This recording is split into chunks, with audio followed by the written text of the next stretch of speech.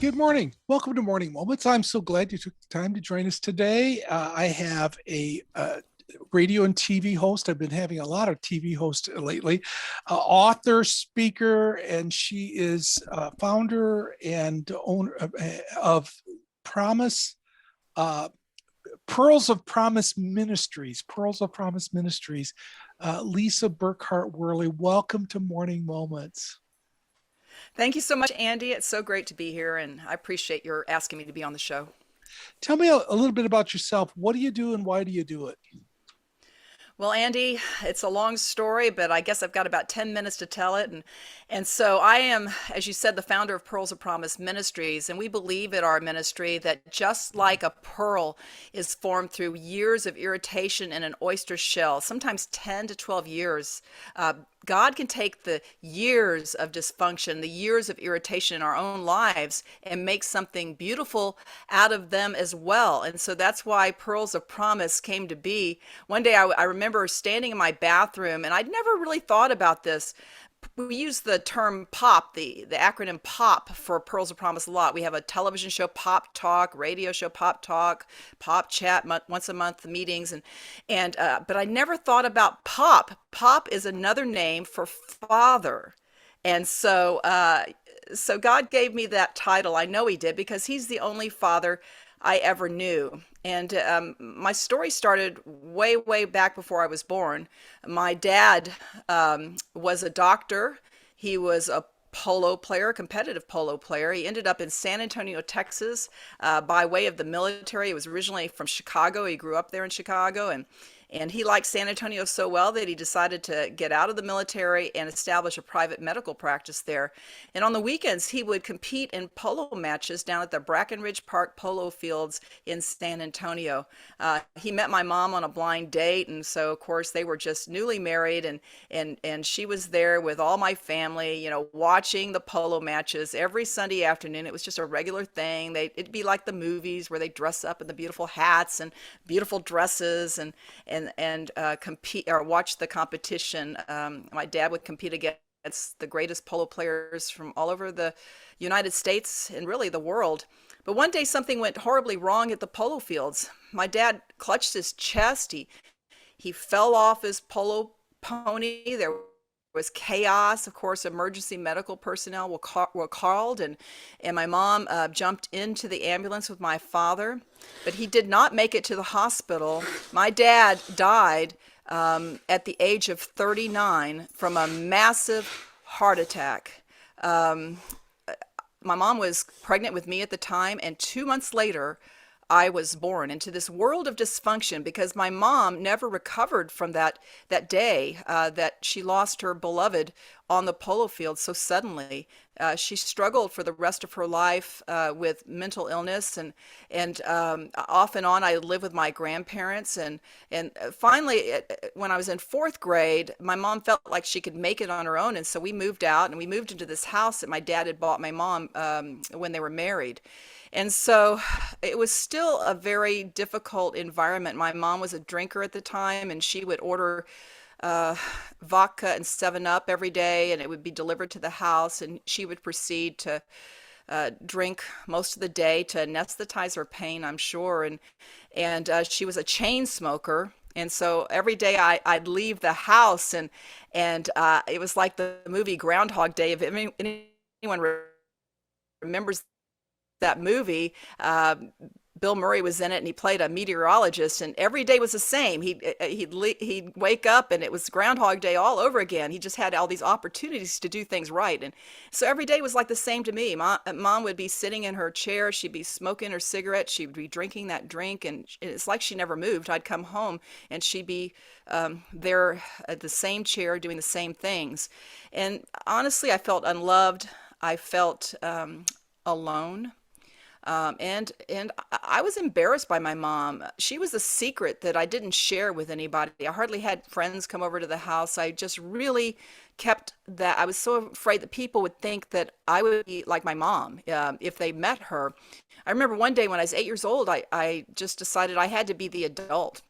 And so I put all my dolls away in a closet, and I said, I cannot be a child anymore. I have to be the adult now, because I felt like I had to make all the decisions in the household. And so it was a very difficult childhood. And I had a great fear of being anything like my mother, a fear that drove me for most of my life. But in high school, I had this great thing that happened to me. A friend of mine named Leslie was in my freshman English class, and she turned around and she asked me if I wanted to pray a prayer to receive Jesus as my Lord and Savior. The teacher was done with the lesson. She gave us a few minutes, and I was ready. I was already going down the wrong path. I was drinking. I was starting to notice boys, which is not a good combination. I was only 13. And so she led me to Christ there in my freshman English class. And she didn't stop at that prayer. She and her family used to pick me up every Sunday morning and take me to church with them, and I would spend all afternoon with them. So I had a chance to observe what a godly family was all about, and I asked her mom a million questions about faith because I was so curious about Jesus and about God. And so that continued throughout high school. But then when I went to college, I kind of fell away. And I was still seeing a godly family, a normal mom. It just made my mom look all the worse. And so she continued to be this fear that and someone I kept under wraps. I didn't really talk much about my mom, but I knew I had to make it. I was not going to sit in my chair all day long. I was going to make it in a field. And so I chose something kind of unorthodox, sports casting. Back when I went into it, it was not really done by women. There were only Miss Americas in it, but I was determined. I was an athlete. I played college basketball. I loved sports. I grew up watching sports. That was how I entertained myself. And I actually used to love the New York Knicks. And that was very interesting because God knew back then when I was watching the Knicks that I would one day be on the New York Knicks broadcasts. So imagine that, God knows our story before we even know our story. And so I went after it and I made it. I spent about 19 years in the field. I was made it. I was spent a lot of times in San Antonio, Texas on the CBS affiliate, but I also made it to national television on HBO Sports on a program called Inside the NFL. And I was in the top market in the country in New York City, Madison Square Garden network. But one day, the bottom dropped from under me. I was not renewed on either my HBO or my MSG contract. And immediately I blamed God. I said, why would you take my career away from me? Why would you take my livelihood away from me? And he didn't answer me at that time. I think he didn't like my tone. And so I was just devastated because here I was I was a runner and I was trying to make it in this world. And all of a sudden I had absolutely nothing. And I blame God, even though I really had not been following him since high school. I really fell away I call it the lost years, for 17 years. So when that happened, we had to move into a less expensive place. And I decided to go back to church. And we found a little church in Fairfield, Connecticut. And this woman came up to me and she put her arm around me and she said, honey, we're just so glad you're here. We have a mom's Bible study. Would you like to want me to introduce you to all these ladies, and so that you can start studying the Bible with some ladies your age who have small children? We had one child at that time. And I said, well, why not? All I've got is time right now. And so for the first time, I studied the Bible. And it was the book of John. And I always look back and think, just like the Lord, to introduce me to the Bible through the love gospel, because he was calling me back to his fold through his love. And so it was during that time I prayed. It was during that time that I was learning about God and developing a real relationship with him. And it was also during that time that the Lord showed me why he had to take away my career. He said, I gave you a national platform to glorify me and you didn't do it. I had to take it away from you to get your attention. So that day, I surrendered not only my career to the Lord, but I surrendered my life. And interestingly enough, a week later, I get a call from ESPN, and they asked me if I wanted to do some freelance reporting for them. ESPN was my career goal. It was something I'd always wanted to do, and here it was in my hands. And so I did. but God was changing me on the inside. My priorities were different than they were. And so it came one day that I was doing this freelance reporting for ESPN.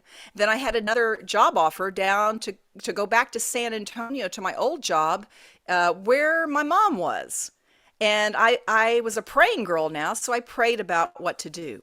And so, sure enough, I felt like the Lord said to go back to San Antonio. And it wasn't about all that I did at the TV station that year. I went to the Winter Olympics. I covered the Cowboys all the way to the Super Bowl. The Spurs were in the playoffs. It was a very exciting year sports wise. No, it was about stopping my running and honoring my mother for the first time. By that time, she was in a group home. She was on a lot of medications. She wasn't regulating them right, and so she had to have someone help her. And honoring my mom meant loving her unconditionally, taking care of her needs, visiting her. And during that time, I began to have God's view of her. I began to understand why she suffered that day and why it kind of snapped her brain. I realized that that could happen to me. What would I do if my husband dropped dead before my eyes when I was pregnant with our first child? What would I have done? And so God gave me compassion for her. And so that went on for about a year and a half. And one day, to the point where I just wanted to take care of her needs, anything she wanted. And so one day she asked me to get her a pair of shoes. And I said, Mom, I want to get you those shoes. And so I'm going to go out to the store today and get you those shoes. And I felt an urgency. But the Lord was telling me that time was short. Before I could get her the shoes, I had a call from her caregiver. She said, Lisa, your mom suffered a massive heart attack. She's in a coma, and they don't expect her to live.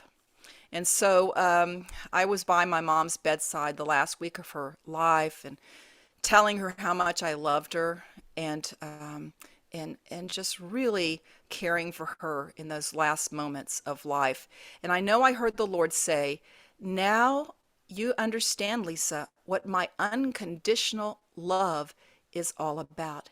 And that's when a ministry was birthed, Pearls of Promise. I realized that God was calling me to care for women just like my mom who are struggling or who are having a hard time getting over some past trials or dysfunction. And that's what we do. We have this ministry that we write books. I have a book to help people with father wounds, the only father I ever knew. I'm working on a book to help women with mother wounds called Broken Mothers, and we have a book on insecurity. We're just trying to help women through our books, our conferences, our television shows, and this is how God has built it up. And so, ministries are birthed in pain many times. And so that is how my ministry was birthed. And, I did television a number of years after my mom died, but then I knew it was time to get out. And God began to lead me into this ministry path through seminary and through leading adults and then leading women in a church. And then after that, going out into the world to spearhead and lead this ministry to help women. Wow, what a fabulous story. And I'm reminded so often that God meets us where we're at. He doesn't push his way on us. He says, I'm here available to you at any time. And sometimes we take our own path and it could be wrong. And we take our own path, but when we come back to the Lord, you'll find that he was there all along. He's been waiting for you to say, now I've tried my life my way. Now I want to try it your way. There's some of you that are watching this right now and saying, that's me. Maybe you're in that chapter where you once knew the Lord, but you're trying so hard to make it on your own right now. And I really feel that somebody's listening right now that feels that way and saying, well, I could do it myself. And the Lord wants you to just to give it all up.